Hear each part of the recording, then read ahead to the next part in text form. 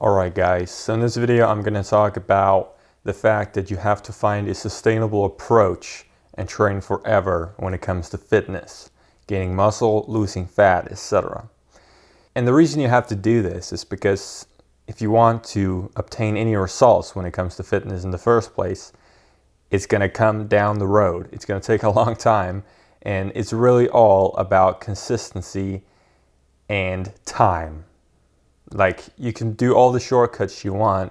You can't get rid of the fact that your body builds muscle slowly and or loses fat at a pretty slow rate as well. So it's just going to take a long time, hence why you want to make your approach sustainable so you're actually able to do it consistently over a long period of time, right? And I think the way you do this is to make things as simple as possible for most people anyway, and in that way make it sustainable. And you want to make it simple both training and nutrition wise. And you do that by really just understanding the fact that there's only so many things to focus on. Like elsewhere, Pareto's principle is also a thing in fitness. There's a few things to focus on, and everything else is either just total garbage, noise, just noise, yeah, or it doesn't matter enough to where you should focus on them. And when it comes to training, the truth is that there's only a few exercises you should ideally focus and do, and the rest of them are either unnecessary or just straight up garbage. So as a beginner, or anyone really, if you want to keep training as simple as possible and as effective and efficient as possible, so spend the least amount of time and get the biggest result for the time investment, you should just do compound movements. Like movements which involve, or exercises which involve, multiple muscle groups at once. You see, so instead of isolating each and every group, you kind of do everything at once. And what I do is that I do chin-ups, push-ups, and squats, and that's the simplest way of training I've found anyway. So those three movements hit all your muscles. You can do other movements, of course, but if you want to keep things as simple as possible, I don't really see a point.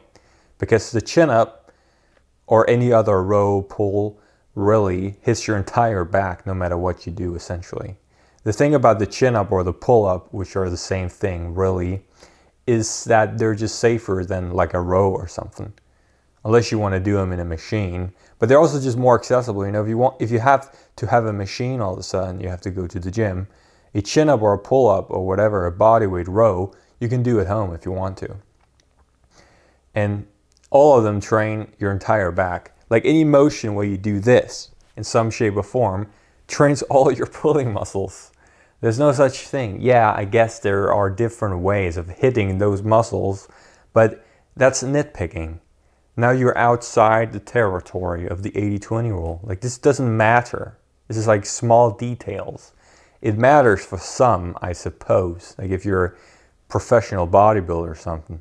But for 90% of people or more, this is not something you should focus on. What you should focus on is just doing some sort of pulling exercise.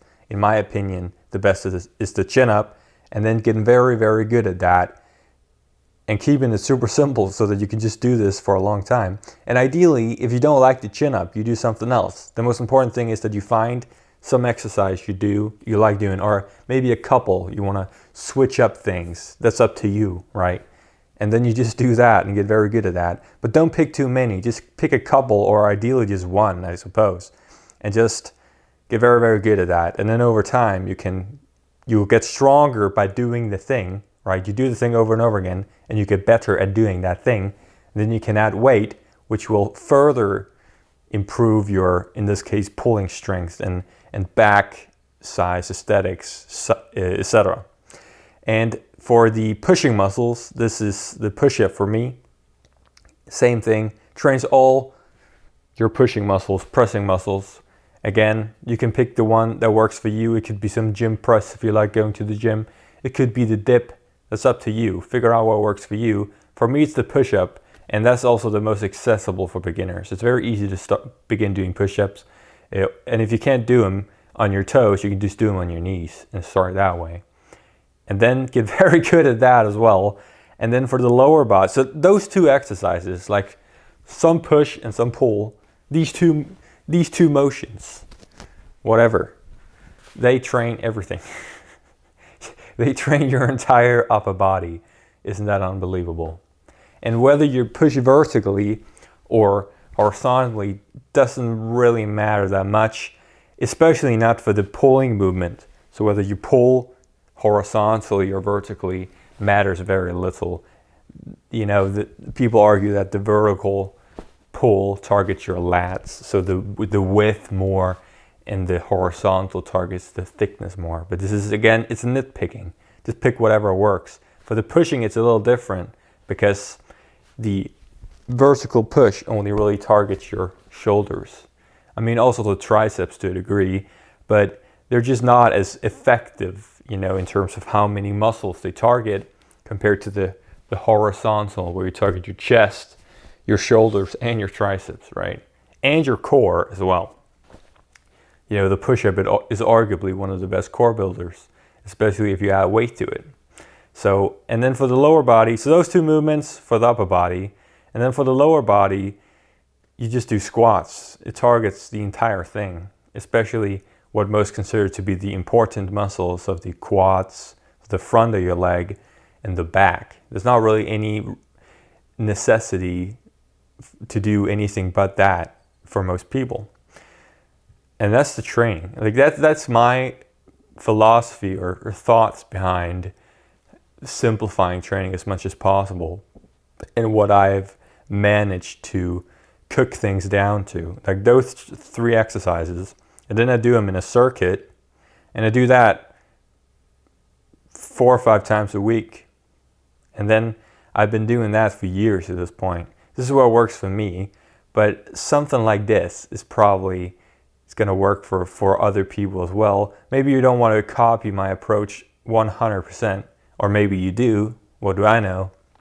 But some of these, you know, the fact that you could train in circuits, and that way, like cut the time it takes to train in like a sixth or something. Like you spend way less time training. You also train your cardio as a bonus. Stuff like these small things really matter in the grand scheme of things. So that's training. When it comes to nutrition, you can also keep things super simple. And nutrition is really needed. As a beginner, you can just do whatever you want pretty much, but it's not ideal. So you can definitely make progress, etc. But just training, and that's also the most important bit. But you'll come to a point where that doesn't really work anymore, because your body adapts, I suppose. Like the newbie gain phase is what they call it. That goes over at some point, and then you will find yourself stalling. And this is where you ideally, just from the get-go, just nail down your nutrition. And the nutrition is really, it is probably more complicated than training for most people, but it can really be simplified a lot as well. So what I do personally is that I just focus on eating. So I have these, I don't count calories, none of this. This is for people who want the simplest approach to nutrition possible, because it's very, very easy to overcomplicate the area, which was what happened to me as well. So what I do is that I have 3 rules I follow, I suppose, or 3 guidelines or areas you have to understand.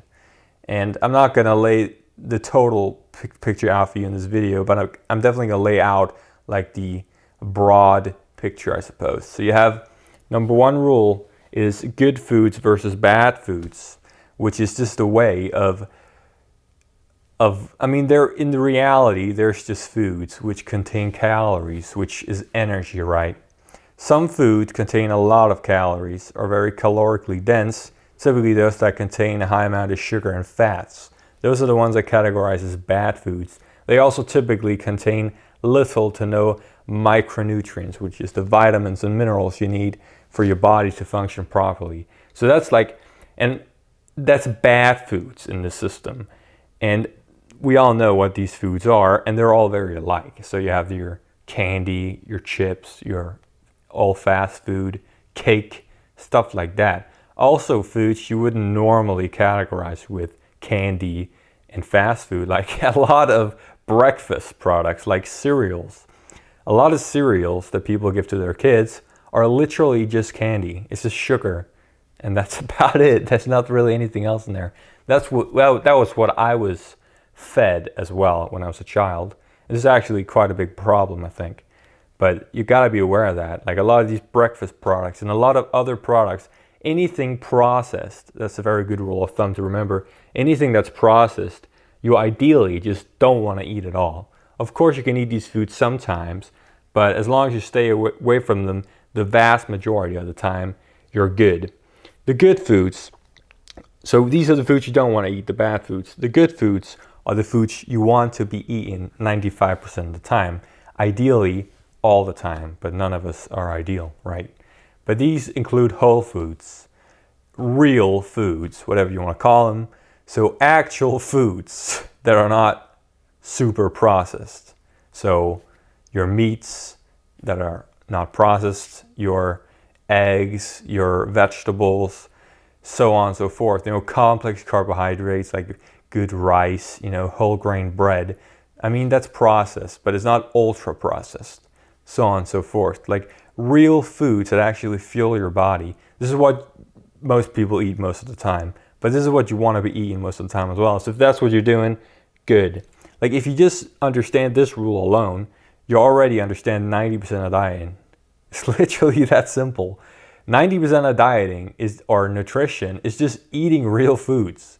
Isn't that unbelievable? It's really that simple. Like if you do that, you don't have to count your calories because you're not going to eat these extremely calorically dense, crappy foods, which are going to make you fat.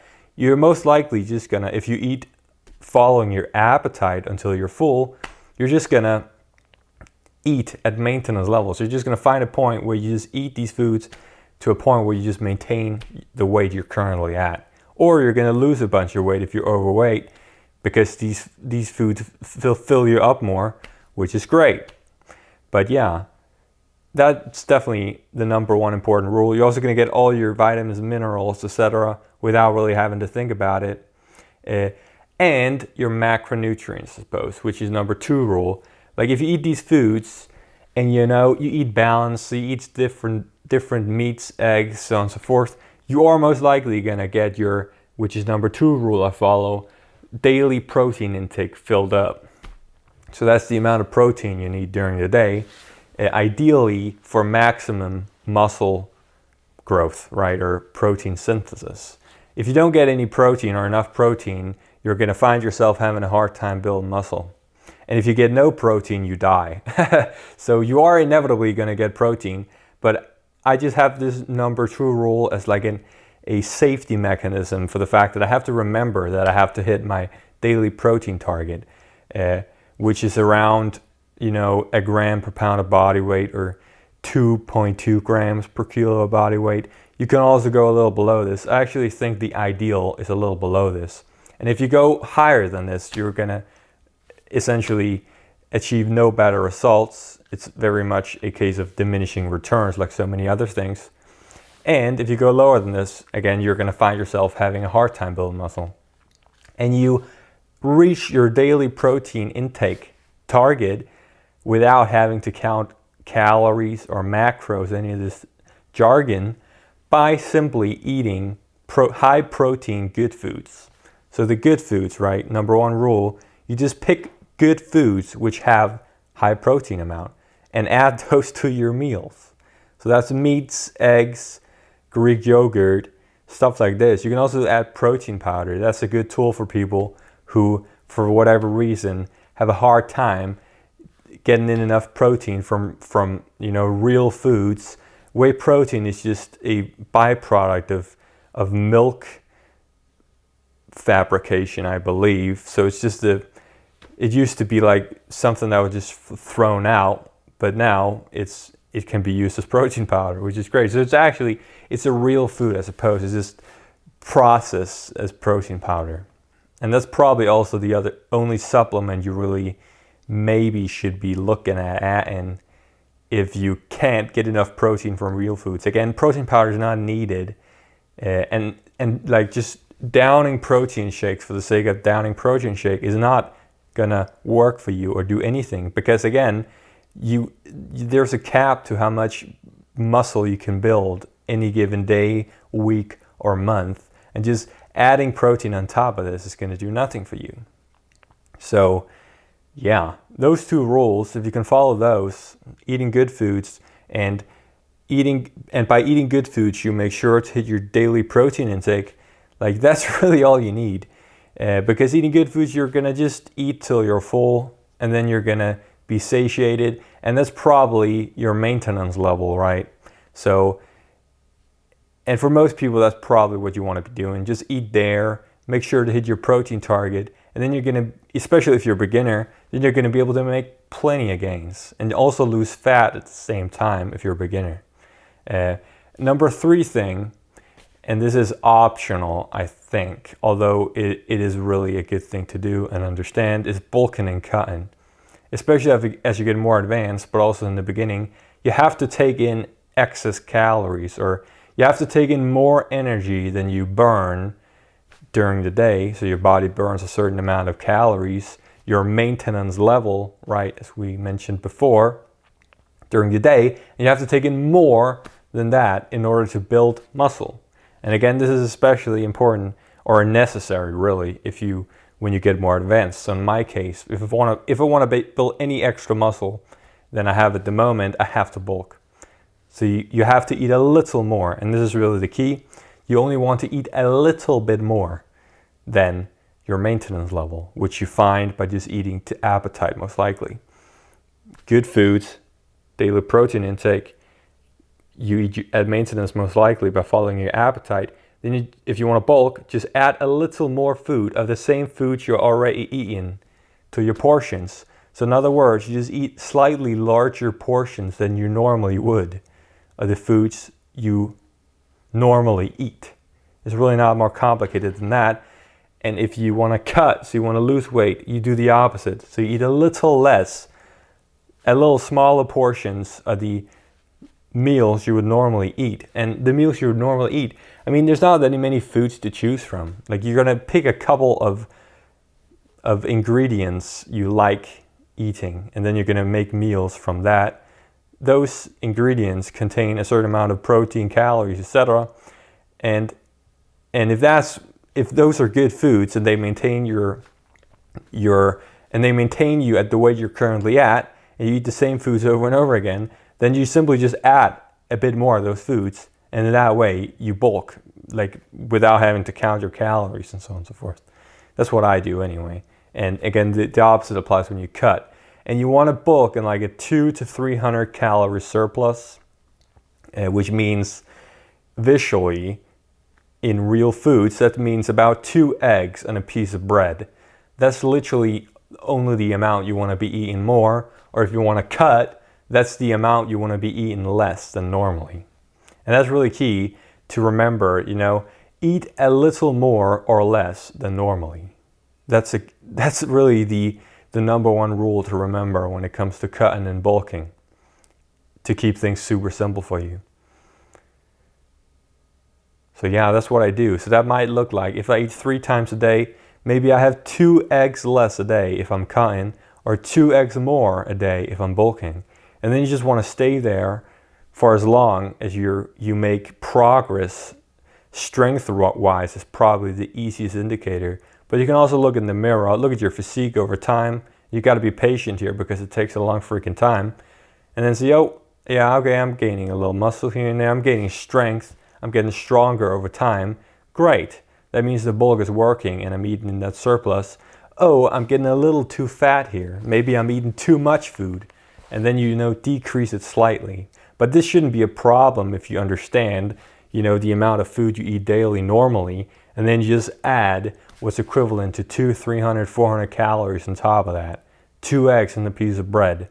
If you do that, getting too fat is not going to be a problem. And that's really where most people, fuck up when it comes to bulking, is that they just add too much freaking food. Like some people recommend you eating 1,000 calorie surplus. That's not going to give you that many more muscular gains. It's also a case of diminishing returns here. Maybe you're going to become slightly stronger and make slightly more gains, but It's really not a lot compared to eating in a 2 to 3 or 400 calorie surplus. But what's going to happen if you eat in a 1,000 calorie surplus for sure is that you're going to get very fat very quickly. So then you're going to get very fat and just go around with a bunch of extra fat on you that you didn't necessarily have to gain, and then you have to cut that off at some point. It's just ridiculous, this advice that's given out there. Like these massive bulks. It's also just super expensive. That's something people never think about. Like bulking is, if you have to fucking eat 50% more than normally, because that's what people tell you, that's going to be super expensive and you're just going to get fat and not that much, build that much more muscle. And that's just the fact. And that 2 to 3 to 400 calorie surplus is where, that's really the sweet spot. That's what is normally called a lean bulk, right? So you gain muscle without gaining that much extra fat. You're going to get a little extra fat, but especially as a beginner, it's literally not noticeable, especially not when you gain muscle, right? And at some point, maybe, you can bulk as a beginner for a year, I think. A year, or maybe 2 if you're lucky, because you're just not going to gain that much fat compared to the amount of muscle you're going to gain. But in my situation, where I've been training for 5-6 years properly, if I were to go on a bulk, I could probably only stay there for a couple months, maybe 3-4 months at most, before I have to go on a cut if I want to, maintain my shape.